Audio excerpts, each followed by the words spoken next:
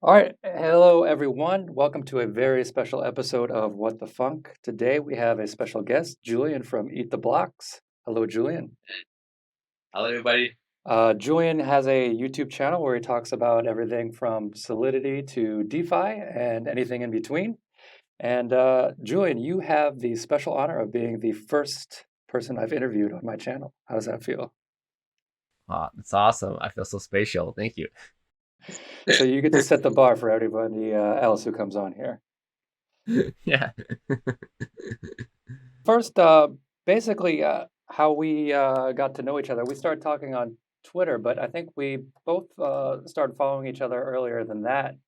And I Yeah. think we both started our channels around the same time. Yeah, absolutely. I think we started somewhere in 2017, and at that time, Ethereum was not as developed as today. There were very little tutorials. Solidity was at 0.4. Truffle was also not as developed. So, yeah, that was an interesting time where it wasn't clear at that time that Ethereum will be the quote unquote winner in the blockchain wars. But yeah, fortunately, we both focus on Ethereum, and I think we choose the right blockchain. Yeah, blockchain wars, that sounds pretty epic. I mean, back in 2017, uh, anything was possible pretty much. But how did you first get into blockchain? What started you just even working with this kind of stuff? I think there was one specific time in I think April 2016 when I was reading Hacker News, and one of the posts was this article about the DAO hack. So the DAO hack was basically the first hack that happened on a smart contract on Ethereum in 2016.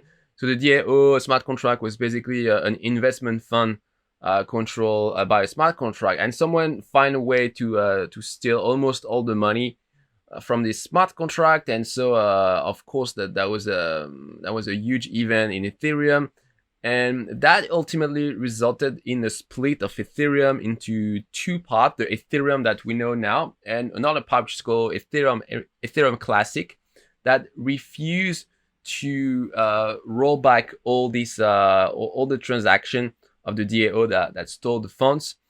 So now the Ethereum Classic is almost non-existent. It's only quote unquote the real Ethereum that most people follow the quote unquote the real Ethereum. I mean, yeah. So I saw this article, and and I found it really fascinating that this concept of investment fund on a blockchain, and there is a hack. So this really got me curious. I started to read about blockchain. But quickly I realized that I needed to understand the fundamental technology of blockchain, and for that, one of the best resources was about Bitcoin. So I started to study a bit Bitcoin first, and blockchain. Um, and then what happened is I didn't start to focus on Ethereum after that, because my I had a blockchain gig very quickly, and that was about Monero. Monero is not a blockchain about privacy. So basically, the it's Monero. It's like Bitcoin, except that nobody knows anything. You, yeah, you're not even sure if you really have I some mean, are you coin. even allowed to talk about Monero? Like it's like Fight Club. First rule of Monero is not talk about Monero. Monero. Yeah, I mean, I'm sure that many of the core developer of Monero like will disappear at some point. uh, yeah, but this is an interesting cryptocurrency, but this is also I think it can be a bit frustrating sometimes, because you really need to have a good knowledge of a cryptography to understand some stuff. And this is only about cryptography. This is not about building application on top of it.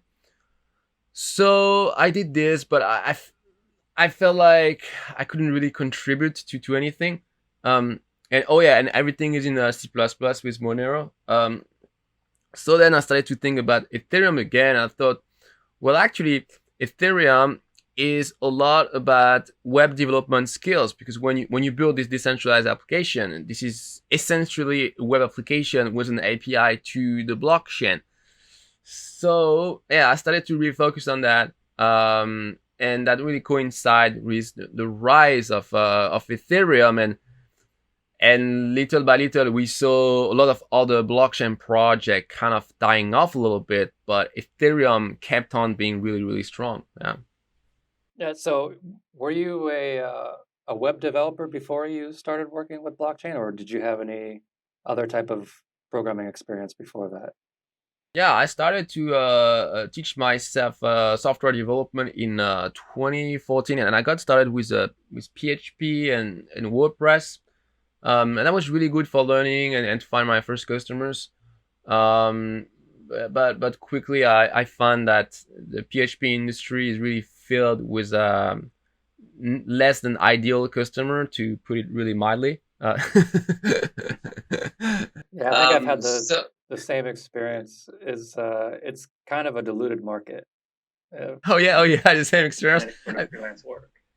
Actually, I think there is a big misunderstanding among PHP developer about this, because as soon as someone says something bad about PHP, you'll have some PHP developer who will confront and say, "Oh, why are you criticizing PHP? This is a very fine language, blah blah blah." Well, first of all, I don't think this is such a fun language, but even without going into the technical details, the fact is that the job market for PHP is really terrible, and this is not technical at all. This is a fact. This being said, I do think there are some PHP developer who make good money, who can have a good career, especially the one who work in very specialized solution like Magento, for example. That's a platform for e-commerce that is used by large e-commerce websites. So companies that have money, that they can afford to pay well. Um, but these are really the minority, and I think most PHP developer they really struggle. They do WordPress, and they work with GP client. Yeah, I've had the same experience, but um, I mean, for me, the language is the best language is whatever gets the job done and can make you a good living. So if you can make a good living with PHP, by all means do it. But what I found is you go on all these freelancing websites and you want to look for any sort of PHP work. Good luck, Yeah. because I mean, the market is flooded by so many people now because I mean, it's been around for a long time and it's so easy to pick up. And Yeah, absolutely. Yeah, yeah. Oh, there is one exception to what we said, is actually what happened to me. So, um, I started to run the WordPress meetup in Taipei, where I live, and so this attracted a small crowd of like maybe 10, 20 people every time, and I did this like maybe like 10, 15 time, and at some point, I met some entrepreneur who had an online shop, and they wanted me to work on some some small job to do on their website. So I did it, and finally they made me become a business partner of their e-commerce website, because I had an interesting mix of skills, like a little bit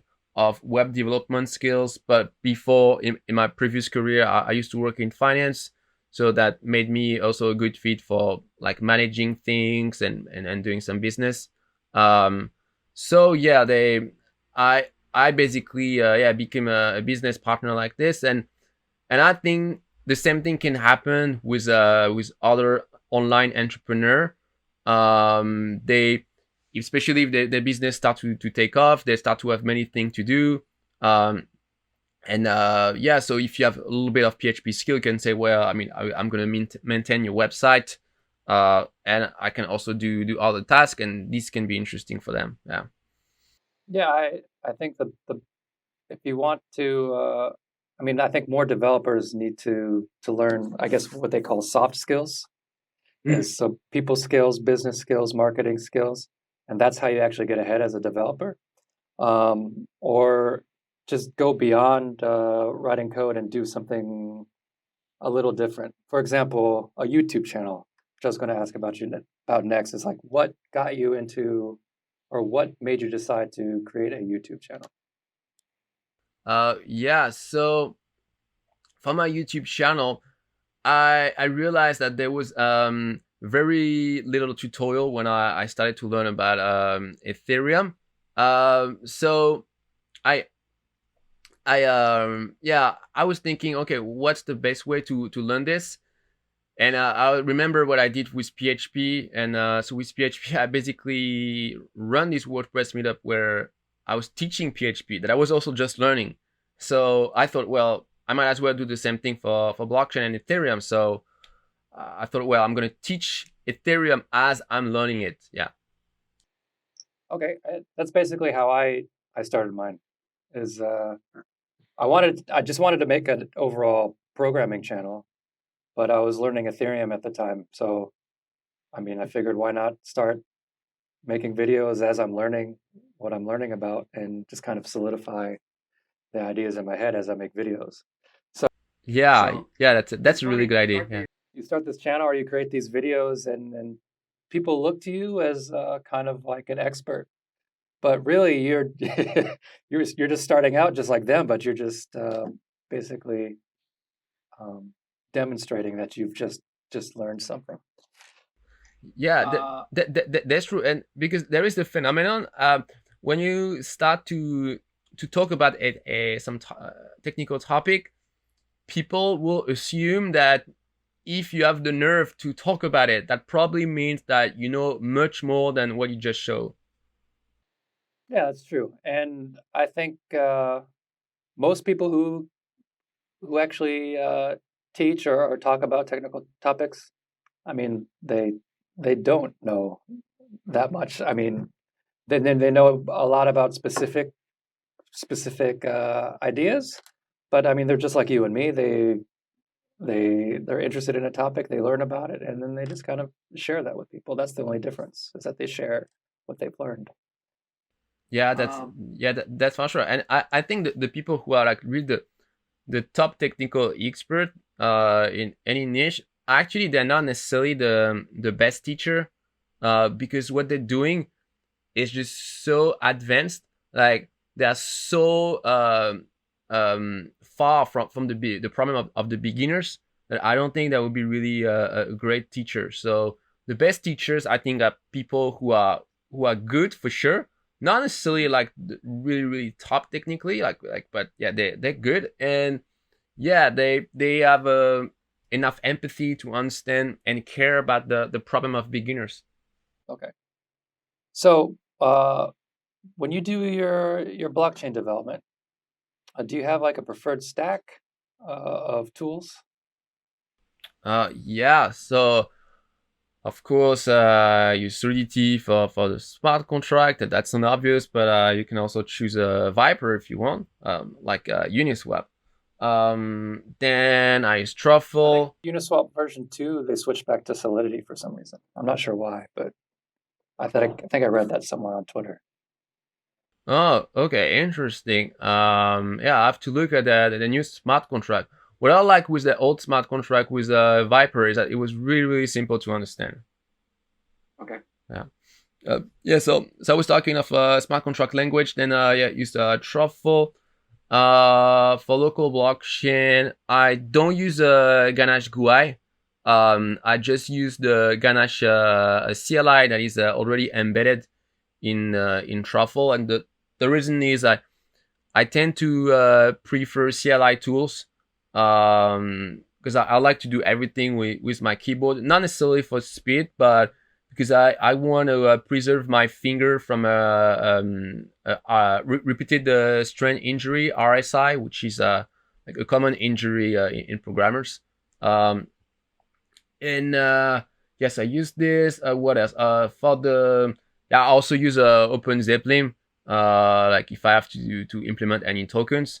Um, then for the front end, I use React, and I also use Drizzle. So Drizzle is a front end JavaScript framework to integrate easily with your smart contract. And the way it works is basically Drizzle connects to the Ethereum blockchain in less than every block. And if in any block there is a transaction that you are interested in, because before you configure Drizzle, you tell it which smart contract you care about. And if it finds that there is any transaction that is relevant, it's going to update internally a data store with the value of basically the data of your smart contract, and then you can connect to this store and connect it to the UI of your dApp, and it's going to update automatically. So what does this mean? That means that if at any time you make a change in your smart contract with a transaction, you don't need to do a full reload of your dApp to fetch the latest data. Drizzle would take care of that for you automatically. That's actually pretty cool. And I think I remember you have a whole series on Drizzle on your. Yeah, so actually, learning Drizzle is a little bit tricky. So I did a couple of videos like maybe 1 year ago, but in the time between, there were new APIs that were created. So the latest API that I recommend is the one with React hooks, which is much more simple than the two previous ones. And you can see this tutorial on my series on React. So if you type a React Drizzle tutorial, then you should find it. Yeah, very cool. And then so you work with basically a lot of the standard tools that most of us work with: Open Zeppelin, Truffle. Are there any specific blockchain projects that you're really excited about or that you've been keeping an eye on? I think one of the most important blockchain project now is Ethereum 2.0. I think really it's going to be a big game changer for Ethereum. And that's where we're going to see really maybe enterprises starting to consider using the Ethereum public blockchain. So Ethereum 2.0 plus some privacy solution like a zero knowledge proof. I think when these two will be combined, then the enterprises will start to care about the public blockchain of Ethereum. And then generally, I'm excited by the DeFi industry. It's difficult to be excited about any specific DeFi project because there are just so many, and it seems like there are new ones that come up like rabbits. I don't know where they're coming from, all of them. yeah, it's just crazy. Like if you want to follow up, it's really difficult. Make me think of blockchain in 2017. But I think that, yeah, in general, DeFi is the answer to what people were asking. What do you use blockchain for? Okay. Do you have a particular DeFi project that you've actually used, like Compound, Fulcrum, Uniswap, Yes. I guess? So, I like Uniswap for its simplicity. The way it really revolutionized a lot of decentralized exchange.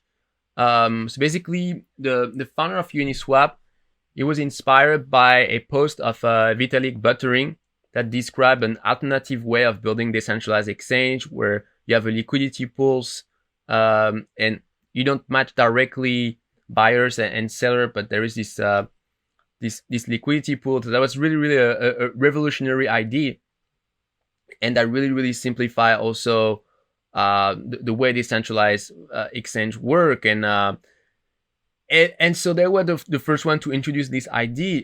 And after, if you see many other DeFi projects, they actually copied this idea of the liquidity pool from Uniswap. Yeah, whenever I want to actually exchange any sort of ERC20 tokens or Ethereum-based tokens, I just use Uniswap. I don't even bother with anything else anymore. Oh yeah, if I can just do it on Uniswap, then it's simple. Yeah, that's really cool. There is also, of course, DAI, which is a very fundamental piece of DeFi. One thing I don't like about DAI is that on the surface it looks simple. It's just like a coin that always keep the same value, but actually, if you have a look at the chart of all the different components of DAI, it's actually super complicated, and Oh yeah. they made it into this system where each element has a 3-letter name. And I mean, it was supposed to make things more simple, but it actually make it way more complicated. So instead of calling things by their functional name, like exchange or I don't know, a liquidator, like they use these like three-letter acronyms, and it just make the thing really complex to understand. I mean, as long as it works, I guess it's okay. But yeah, I did have a look at the DAI source code, and I just kind of gave up in the middle of it because yeah, there's a lot of quote unquote magic going on under the hood. Yeah, absolutely. And also you notice a lot of these blockchain project, they sort of build their own framework. So like I don't know if it's DAI or no, I think it's this compound. Like they build their sort of language for deploying smart contract, and it kind of make it difficult to integrate their project into your own project. So the way I fix this is by creating a mock. So I create mock smart contract with basically the function signature and like an empty implementation. So it allow you to develop your contracts, but yeah, that's not ideal. It'll be better if we had a very simple way to integrate project like other blockchain project, like a npm install, for example. Right. Yeah, I think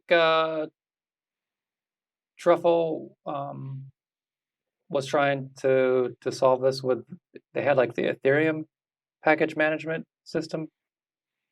I forget what it Oh, was called, but there was a I don't know if Truffle started that or somebody else started that, but there was like a way to get like a yeah, yeah. specific thing besides npm to get Solidity libraries. But I've never actually used it because npm just Yeah, worked fine. I've used it a couple of times. It's called EastPM, and I don't think it's really well maintained. But since you're talking about Truffle, I think one of the big projects now is a GUI for deploying and interacting with your smart contract, and that is called Truffle Team. And I think this is still in beta, but when it's gonna come out, I think it's really gonna make a difference in for developer of blockchain. Oh, that's really cool. I think Ethereum itself is already full of really great tools, and that's why I love it. I mean, it's just pretty easy to get started with it. But for anybody who's never touched blockchain and wants to get into it, do you have any sort of tips or things they should probably learn first? Yes, so I think that there are many people who want to get into blockchain, but with very little experience in web development. And so they start learning Solidity. So just learning how to code smart contract, it looks easy at the beginning because you don't know yet what you're doing. So you start to code a smart contract and you think this is easy. Later you understand all the tricks of Solidity and you understand this is more complex. But I think what's even more difficult is how to integrate this smart contract with the front end of your decentralized application. Because at this point we assume that you have all these web development skills, and so often when you find tutorials, they assume that you know all this stuff, and they start to use React. And so if you don't know all of this, then you're gonna really start to struggle because you miss this fundamentals. So in this case, you need to be disciplined and first go through the learning of web development. So really the basics, HTML, CSS, JavaScript. And once you start to be able to do some simple web applications, then I recommend to learn React, because decentralized application can be quite complex on the front end. And if you don't use React, it's really going to be tough. So React, you can also learn Vue Yeah, I or was going to throw Angular. out there and throw out Vue because I'm a kind of a Vue fanboy.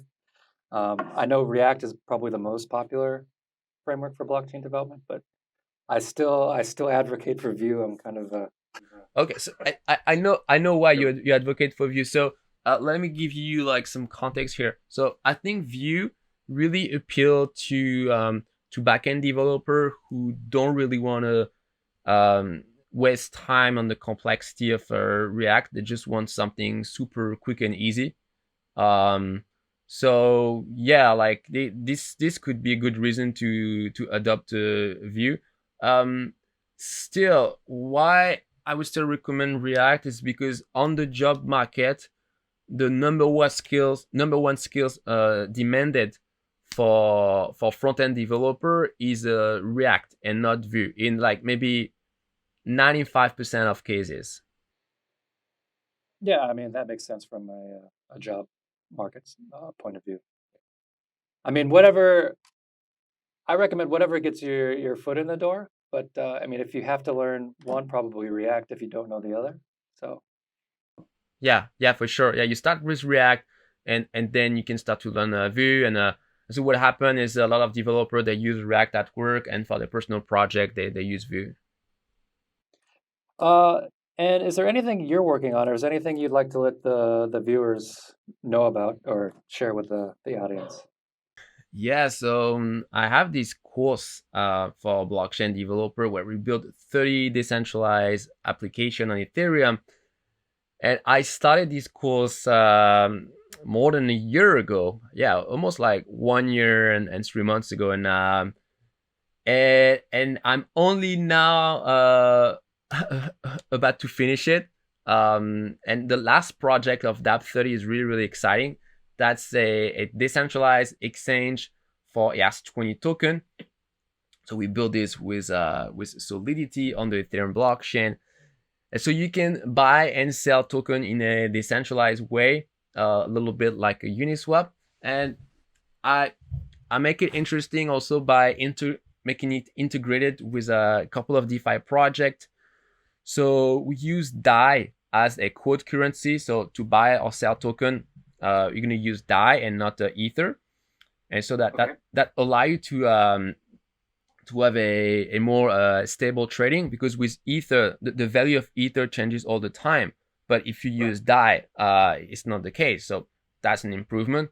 And second, another cool stuff I've made with that is that you when people send their token to the smart contract of the decentralized exchange, I don't keep the token on the exchange, but I send the token to Compound, and when they want to withdraw their token, then I redeem the what's called a C token. So the C token is what Compound gives you when you lend some money, and so I redeem this, and I get some interest. So in other words, if you haven't understood anything of what I said, I basically lend the token to another smart contract, and when people want to withdraw their token, I just close this loan, and I get some interest. So this way, I don't have to charge any interest for the trading on my smart contract.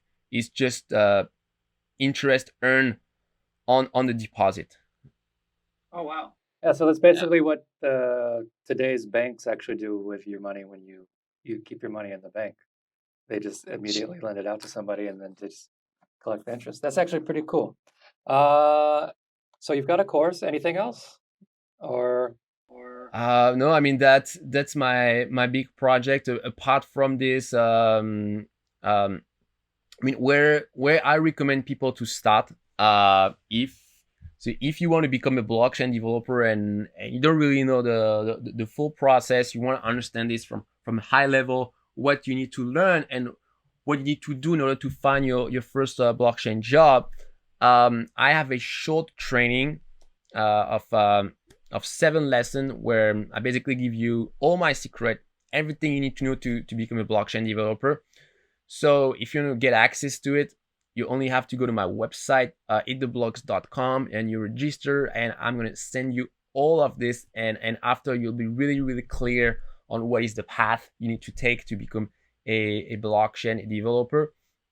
Apart from this, on my channel, Eat the Blocks, I update a lot of video tutorial for blockchain developers. So recently, I did a lot of tutorial for DeFi.